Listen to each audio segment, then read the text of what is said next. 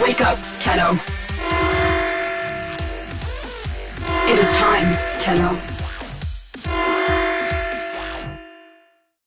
Incoming audio transmission.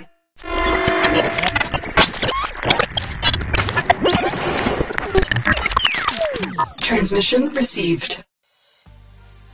Hello there, Tenno. It's Darkfree here with the first ever episode of the Warframe Digest. This shows a recap on what has been spoken about in the most recent livestream we've had in the last few days. I'll be going over some major highlights and details that seem noteworthy for you fellow Tenno. Right off the bat, the team was nailed with a question referring to elemental warframes, and if they'd get a second pass so they'd fall in line with the new damage system in place.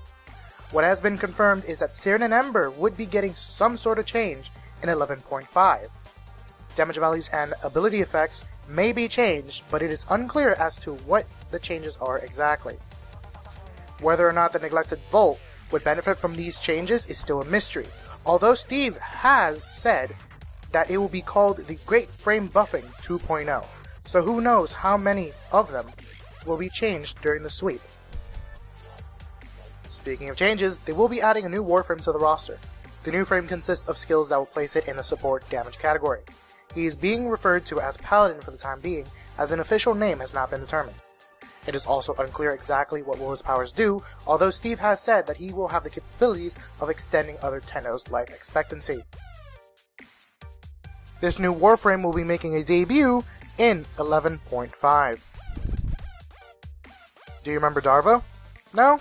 What a shame. If you do, rejoice, for there will be more of this little scoundrel in the near future.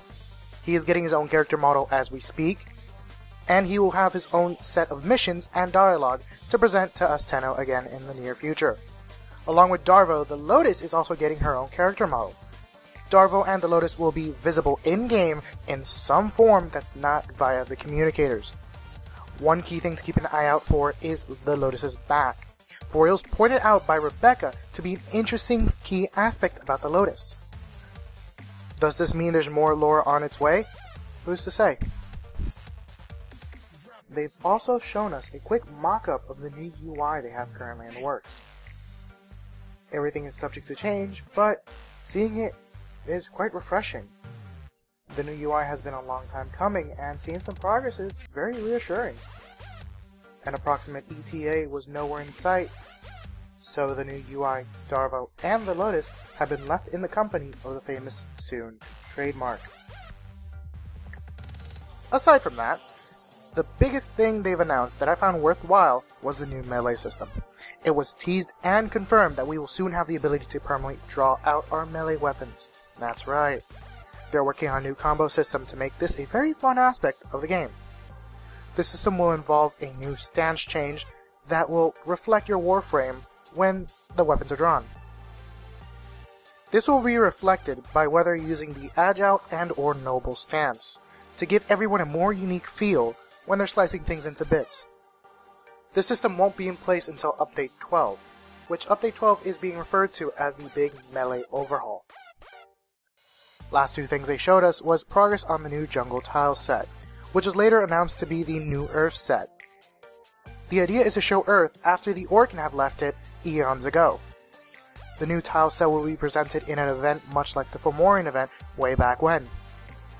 The event will involve some scanning, and it seems to be an interesting one. The jungle will bring a new mechanic that is in form of a day-night cycle.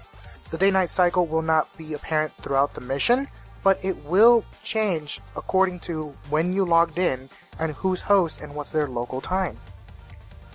New tile set clearly means new boss. Counselor Vei Heck is getting a new makeover along with Earth.